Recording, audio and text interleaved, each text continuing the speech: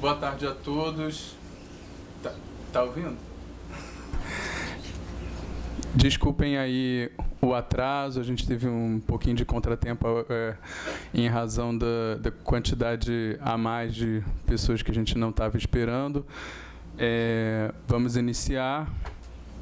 Queria agradecer a presença de todos, especialmente daqueles que vieram de outros estados, que largaram aí seus afazeres para vir aqui e darem a sua contribuição. Queria registrar aqui a presença do Dr. Rogério Nascimento e da doutora Márcia Morgado, procuradores regionais da República, membros do Núcleo de Apoio Operacional da Procuradoria Federal dos Direitos do Cidadão e da Procuradora Regional dos Direitos do Cidadão, Ana Padilha, que estão aqui presentes aqui na frente. Eu vou iniciar fazendo um breve relatório do inquérito civil para que todo mundo tenha mais ou menos a mesma noção do ponto de partida que a gente tem, do que discussões já foram travadas aqui, e depois eu vou falar brevemente qual vai ser a ordem dos trabalhos para todo mundo já estar mais ou menos preparado e verificar também se as pessoas que estavam faltando chegar já chegaram. Pois bem.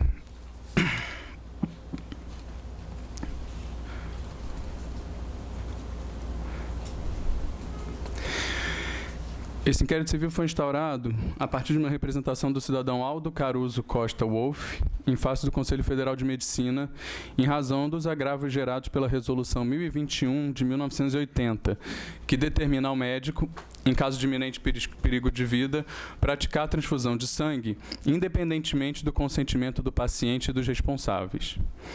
Também demanda pela atualização das grades curriculares das faculdades de Medicina e Enfermagem acerca do ensino dos métodos alternativos à transfusão de sangue, junto a cópias de artigos médicos e jurídicos sobre o assunto e representações encaminhadas a diversos órgãos e autoridades do Poder Executivo, Legislativo e Judiciário, assim como a ação proposta na Justiça Estadual pela Clínica São Lucas, em face do noticiante de seu pai, visando condená-lo a não obstar a transfusão de sangue em seu pai pela clínica. Oficial do Conselho Regional, ele informou do arquivamento da representação feita pelo noticiante e, posteriormente, informou uma instauração de uma sindicância que também foi arquivada. Manifestação desfavorável ao pleito do noticiante do Departamento de Gestão de Educação na Saúde, entendendo que a qualificação dos trabalhadores da saúde e formação dos futuros profissionais da área não devem ser focados em conteúdos e disciplinas, mas de formas abrangentes e construídas à luz dos princípios e diretrizes do SUS, tendo em perspectiva o trabalho em equipe multiprofissional e interdisciplinar e a atenção integral à saúde. Também fundamentam a recusa na laicidade do Estado.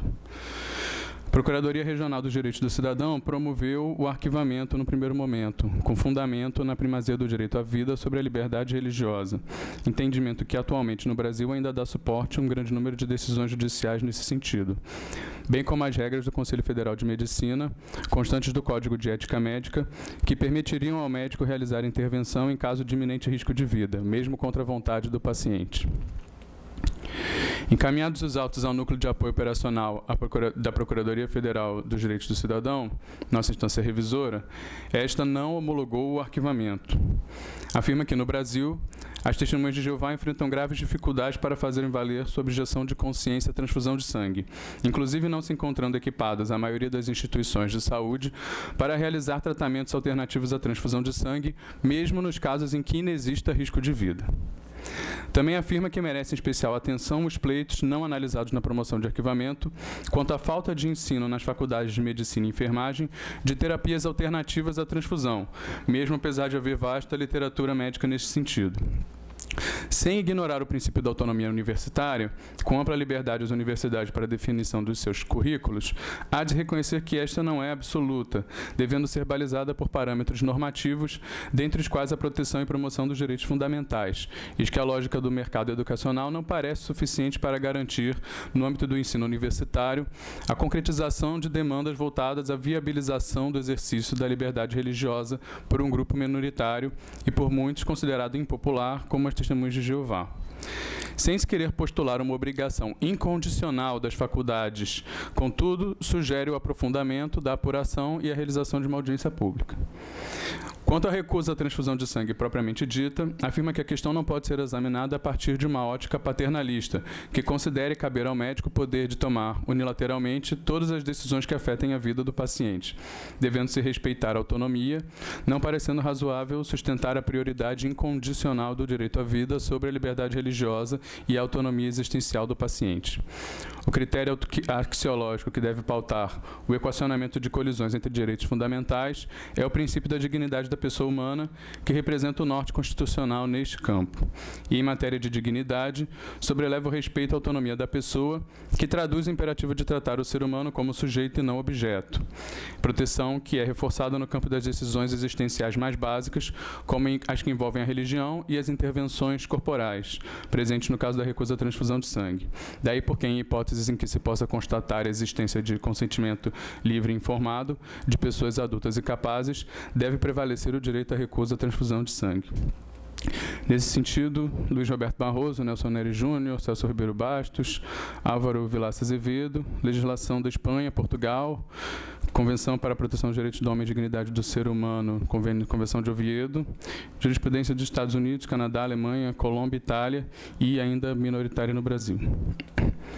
Foi juntada a cópia integral da resolução do Conselho Federal de Medicina, fundamentada principalmente na exclusão do crime de constrangimento ilegal nos casos de intervenções médicas sem o consentimento do paciente quando houver iminente risco de vida.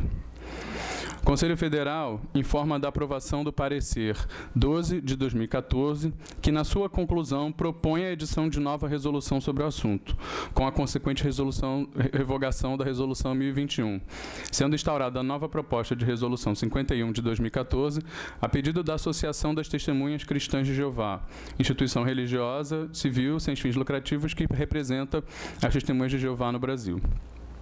No parecer, conclui-se que a resolução, pela época de sua edição, não dispõe de elementos técnicos precisos para os limites e parâmetros de indicação da transfusão de sangue e seus componentes que possa orientar a terapêutica em casos específicos e individuais, como os das Testemunhas de Jeová, tornando-se temerário aos conceitos morais e éticos contemporâneos e inconsistente com o progresso científico da medicina, eis que, na maioria imensa dos casos, mesmo com baixos níveis de hemoglobina, seria possível estabilidade clínica sem acarretar danos ao paciente. A associação informa que as Testemunhas de Jeová encaram a vida como uma dádiva de Deus e acreditam que devem salvaguardar sua saúde e, portanto, não hesitam em procurar assistência médica, já que não creem na cura pela fé, nem defendem o direito de morrer. Aludem aos avanços da medicina e do direito desde a resolução da Resolução 1021, havendo inúmeros hospitais por todo o mundo que seguem programas médicos e cirúrgicos sem transfusão de sangue e que, diante dos riscos inerentes à própria transfusão, beneficiam, inclusive, pacientes que não são testemunhas de Jeová. Afirmam que sua reivindicação limita-se ao âmbito das transfusões de sangue no paciente adulto que possa exprimir sua vontade, nomear representante legal para fazê-lo ou que a tenha registrado em diretivas antecipadas. Aos autos foram colacionados textos médicos que explicam os tratamentos, terapias alternativas à transfusão de sangue. Existe literatura médica no sentido de que pessoas saudáveis podem tolerar níveis notavelmente baixos de hemoglobina. Tais informações não significam que não se precisa fazer nada quando uma pessoa perde muito sangue num acidente ou operação. Basicamente, deve-se buscar fazer cessar a hemorragia e restaurar o volume do sistema circulatório, o que impedirá o choque e manterá em circulação o restante das hemácias e outros componentes. A reposição do volume do plasma pode ser conseguida sem se usar sangue total ou plasma sanguíneo. Diversos líquidos que não contêm sangue constituem-se eficazes expansores do volume do plasma. O mais simples é a solução salina, além da dextrana, solução de lactato de Ringer, hidroxietiladiamido, dentre outros. Todos relativamente atóxicos e baratos, prontamente disponíveis, estocáveis à temperatura ambiente, sem se exigir testes de compatibilidade e isentos do risco de transmissões de doenças. Tais métodos funcionam em razão dos mecanismos compensatórios que atuam quando o corpo perde sangue. O coração bombeia mais sangue em cada batimento, que diluído é bombeado mais facilmente para os tecidos. Também é viável, após a recuperação do volume do plasma, a administração de oxigênio em alta concentração. Outra possibilidade é ajudar os pacientes a formar mais glóbulos vermelhos, ministrando-lhes concentrados de ferro ou o hormônio eritropoietina, constante da lista de medicamentos da Anvisa. Outras técnicas podem ser mais simples, como o bisturi elétrico, mas também outros métodos mais avançados de conservação do sangue, que o aspiram, filtram e depois o repõem em circulação. Outra técnica é resfriar o paciente para reduzir as necessidades de oxigênio durante a cirurgia. Anestesia hipotensiva, através da redução da pressão arterial, ajuda a minimizar a perda de sangue nas operações.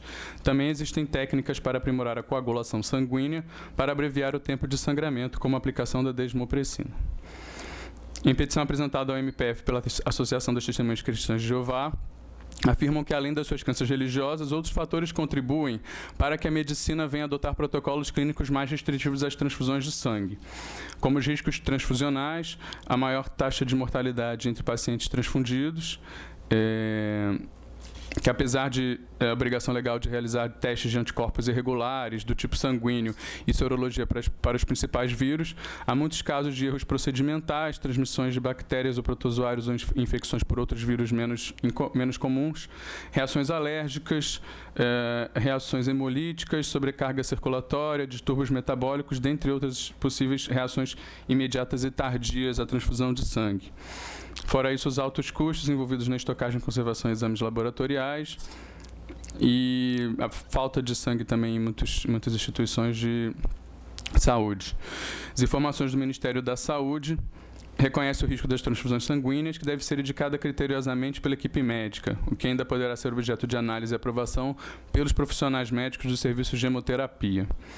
Informa também que se prevê que, em cirurgias eletivas, sejam consideradas ações que reduzam o consumo de componentes sanguíneos, como métodos que diminuam o sangramento no intraoperatório ou a realização de transfusão do próprio sangue. Em reunião com a Associação das Testemunhas Cristãs de Jeová, foi informado que a associação detém representatividade coletiva do grupo religioso em todo o território nacional, em encontros organizados em congregações locais e segue a doutrina estabelecida na sede nos Estados Unidos.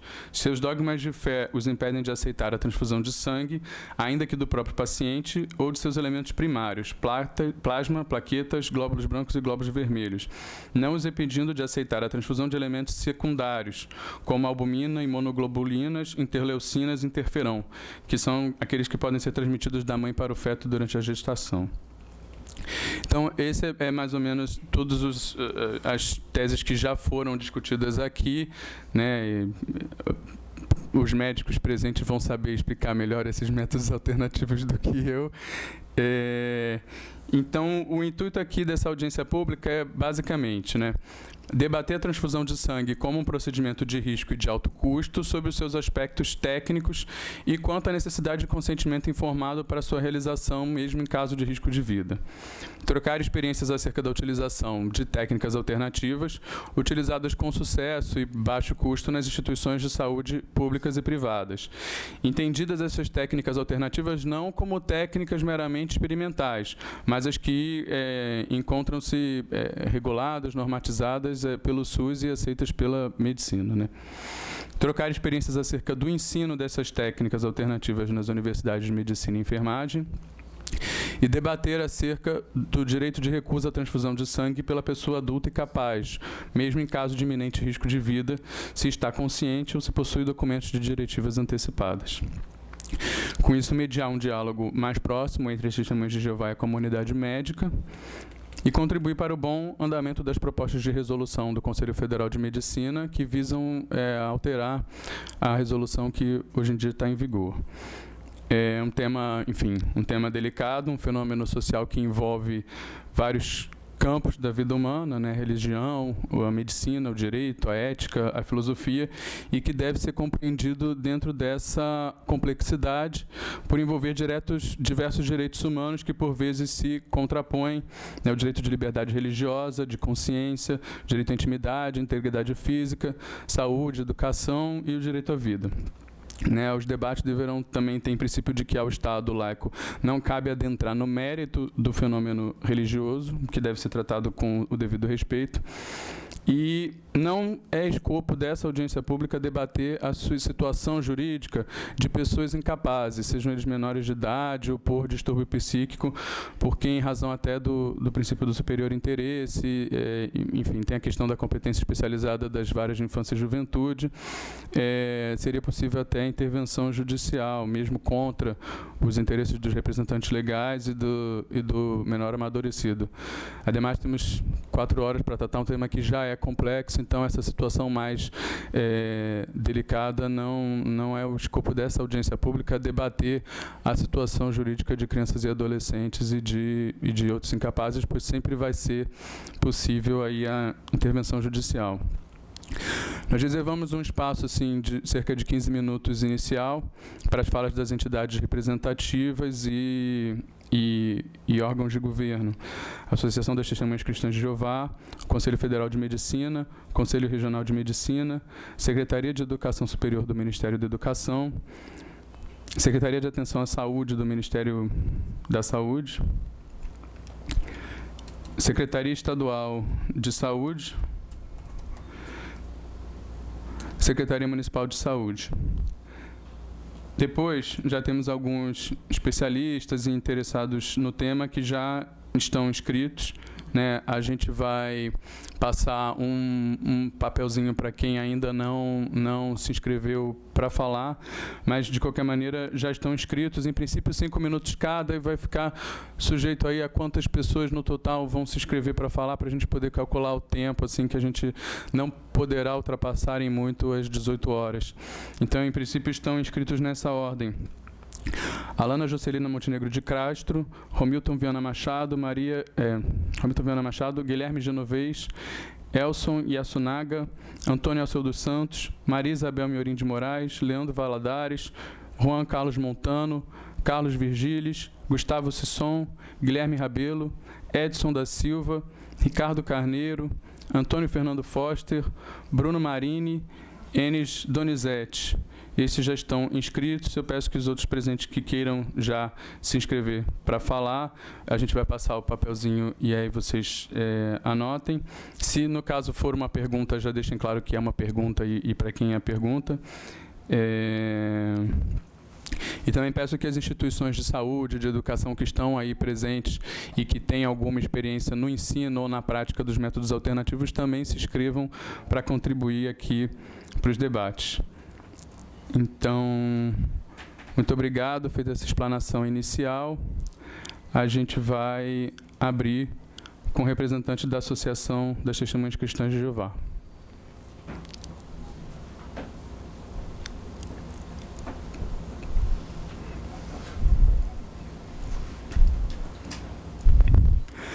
Doutor Felipe Augusto, não é isso?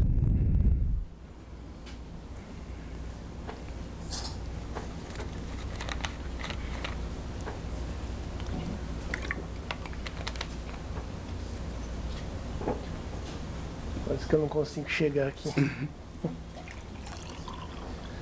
Boa tarde a todos. Vê se está ligado. Alô, alô? E fala perto. Que pra... Alô, alô? Está dando para ouvir? Ok. Boa tarde a todos, então. Excelentíssimo senhor Procurador Regional dos Direitos do Cidadão, doutor Renato, senhores integrantes e também os senhores convidados. Meu nome é Felipe Basílio e eu tenho a honra hoje de falar pela Associação das Testemunhas Cristãs de Jeová sobre esse tema, né?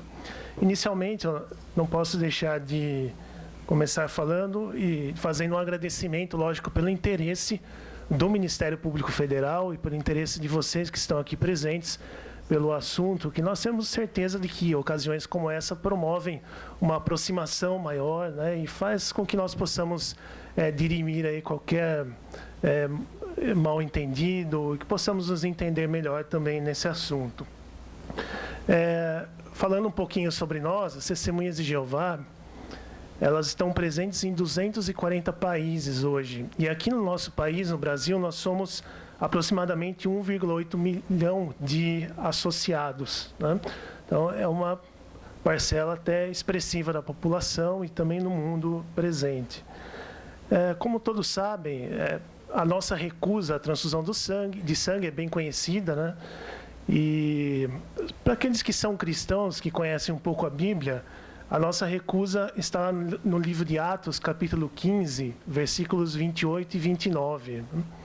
Então, nesses versículos, os apóstolos resolveram que os cristãos deveriam se abster, dentre outras coisas, de sangue.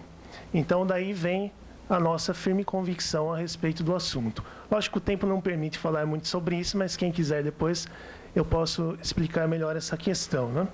Mas o fato é, como já foi mencionado, apesar da nossa posição bíblica, nós não somos contrários à medicina, nós não acreditamos em cura pela fé, muito pelo contrário, nós tentamos nos aproximar da classe médica, fazer parcerias com a classe médica para que nós possamos ser bem atendidos dentro daquilo que nós acreditamos. Agora, eu queria dizer um pouquinho a respeito da transfusão de sangue forçada, né? A transfusão de sangue forçada, essa situação é algo que nós consideramos moralmente como sendo repugnante, é algo muito forte para nós. É algo assim que, se os senhores me permitem, nós podemos comparar como um estupro.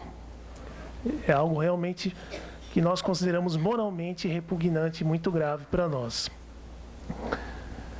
Bem, como foi dito, esse inquérito civil foi deflagrado por uma denúncia do senhor Aldo Wolff, que teve o seu pai transfundido à força aqui no interior do estado.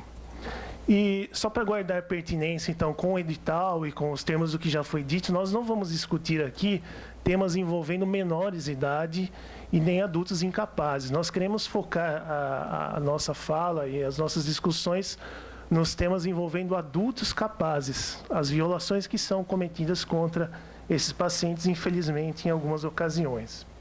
Bem, então, começando pela resolução 1021 do Conselho Federal de Medicina, que esse é o objeto do inquérito. A resolução, para quem nunca viu, eu tenho ela aqui, ela é bem simplista. Ela diz assim, que se houver iminente perigo de vida, o médico praticará a transfusão de sangue independentemente do consentimento do paciente. Ponto. Detalhe assim, essa resolução foi feita para pacientes testemunhas de Jeová. Então, é uma resolução do Conselho Federal de Medicina feita para integrantes de uma religião específica, dizendo justamente que, em caso de iminente perigo de vida, a transfusão deve ser feita. Bem, no papel é até simples, né? Mas acontece que, na prática, os efeitos são muitos. E ela é de 1980. De lá para cá, os efeitos têm sido muitos. Eu enumerei alguns desses efeitos só para nós termos uma ideia. E o primeiro deles, e que eu gostaria de focar bem, é a questão que envolve o incentivo à violação de direitos humanos. Envolve a resolução incentiva a violação de direitos humanos. Como assim?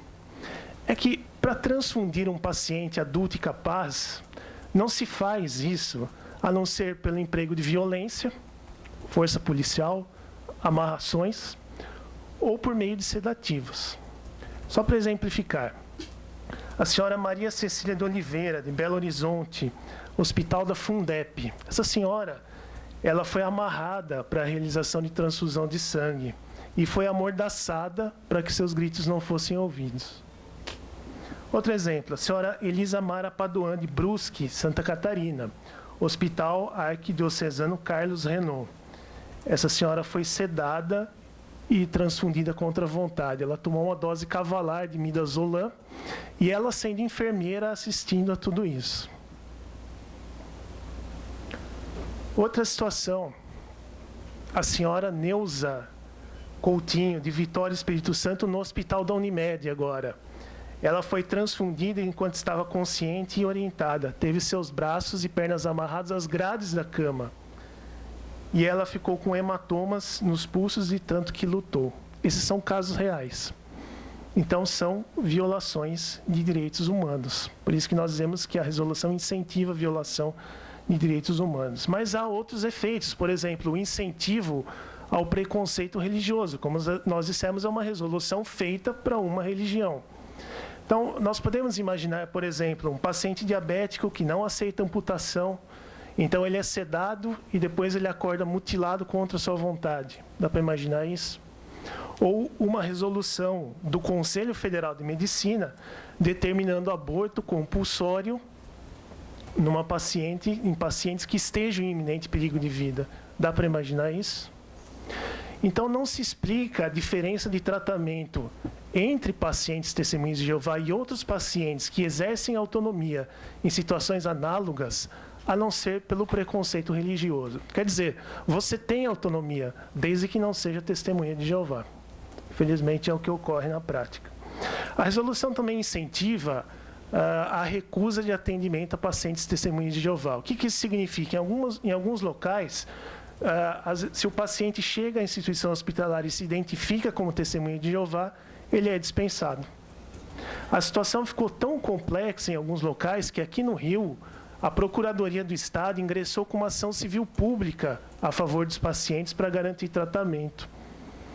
Em São Paulo, foi aberto um inquérito civil pelo Ministério Público Estadual justamente para poder resolver essa situação. Recusa de atendimento a pacientes testemunhas de Jeová. E, logicamente, há outros efeitos. Poderíamos enumerar, por exemplo, o incentivo à judicialização da prática médica, que é uma palavra que nós nem gostamos de ouvir, né? Não combina uma coisa com a outra. E também a resolução incentiva o uso indiscriminado e contraindicado de sangue. Já foi dito aqui a respeito das alternativas, e o senhor Procurador Regional da República, nesse inquérito, ele disse justamente isso, que a literatura especializada confirma a existência de procedimentos médicos que dispensam o uso de transfusão de sangue. E aí nós não vamos agora nos aprofundar nisso, mas temos aí, por exemplo, o uso da eritropoetina, que é registrada pela Anvisa. Nós temos técnicas como hemodiluição normovolêmica aguda, recuperação intraoperatória, que estão previstas pela portaria 2712 de 2013 do Ministério da Saúde. Né? Então, as técnicas, os medicamentos existem, né? Mas às vezes, pelo uso da resolução, impede-se que haja um desenvolvimento nesse tema também. Já a resolução 1021 de 1980 foi baseada em literatura médica dos anos 60. Então, já houve um progresso muito grande de lá para cá. E, por isso, justamente, a defasagem. Com relação ao direito, o ordenamento jurídico tem caminhado para o respeito irrestrito à autonomia do paciente adulto. Ou seja, paciente adulto e capaz se respeita. É justamente nessa linha o parecer do ministro do Supremo Tribunal Federal, Luiz Roberto Barroso. Ele emitiu esse parecer, ele intitulado Legitimidade da recusa de transfusão de sangue por testemunhas de Jeová. E, lógico, esse parecer merece depois um estudo, uma reflexão, mas só para compartilhar um trechinho com vocês, ele diz assim no final: é legítima a recusa de tratamento que envolva transfusão de sangue por testemunhas de Jeová. Tal decisão funda-se no exercício de liberdade religiosa, direito emanado da dignidade da pessoa humana. E conclui assim: em nome do direito à vida, o poder público não pode destituir o indivíduo de uma liberdade básica, por ele compreendida como expressão da sua dignidade. E nós concordamos com o ministro. Né? Aliás, a dignidade da pessoa humana está lá no artigo 1º da Constituição Federal e não combina nem um pouco com tortura, não é verdade? A legislação infraconstitucional é da mesma forma. Nós temos aí, poderíamos citar inúmeros dispositivos. Nós temos, por exemplo, o artigo 15 do Código Civil, nós temos o artigo 7º da Lei 8.080, que é justamente a lei do SUS, né? Também traz dispositivos sobre a autonomia do paciente, e com um detalhe que toda essa legislação é hierarquicamente superior às regras do Conselho Federal de Medicina. Na prática, senhores, a jurisprudência tem caminhado justamente no mesmo sentido. Nós juntamos aos autos inúmeras decisões garantindo a autonomia do paciente, testemunha de Jeová, aqui no Brasil. Aliás, nessa semana, na segunda-feira, agora, dia 16, nós tivemos mais uma decisão, dessa vez lá no TRF da 1ª Região, em Brasília. Então, o tribunal garantiu o direito de uma paciente de 20 anos de idade fazer quimioterapia sem transfusão de sangue. E o hospital havia ingressado com ação para fazer a transfusão à força, amarrar, sedar, tudo aquilo. Mas o tribunal, então, cassou a liminar de primeira instância e garantiu o direito da paciente, ela está sendo tratada satisfatoriamente. Né? Também, como já foi mencionado, a legitimidade da nossa posição já tem sido garantida por Supremas Cortes de diversos países. Estados Unidos, Canadá, Espanha, Japão, Porto Rico, Namíbia. Suprema Corte da Namíbia já garantiu direito à autonomia do paciente testemunho de Jeová, e nosso vizinho, a Argentina, já por 2 vezes a Suprema Corte também reconheceu o direito de pacientes adultos. também a Corte Europeia dos Direitos Humanos, né? No ano de 2010, em Estrasburgo, também foi garantido o direito de pacientes testemunhas de Jeová adulto. Agora, sabe o que é mais interessante? É que a recusa à transfusão de sangue das testemunhas de Jeová já chegou no Conselho Federal de Medicina em 3 ocasiões, desde 1980. Uma foi em 2011, uma em 2000 e em 1998. Nos 3 casos, o CFM desconsiderou a Resolução 1021 e julgou que os médicos agiram eticamente quando eles respeitaram a posição do paciente adulto testemunha de Jeová. Nas 3 ocasiões. Então, quer dizer, se o próprio Conselho Federal de Medicina, na prática, não respeita ou desconsidera a Resolução 1021 por estar defasada, então por que ela permanece vigente? Só para confundir a classe médica, né? Esse é um ponto que merece reflexão também.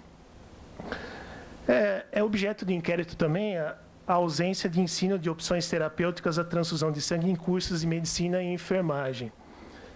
Então, assim, nós concordamos, lógico, que existem falhas no ensino, nas grades curriculares sobre opções terapêuticas, as transfusões. E, na prática, nós percebemos o seguinte, para ser mais direto, né? Os médicos que atendem mais satisfatoriamente as testemunhas de Jeová,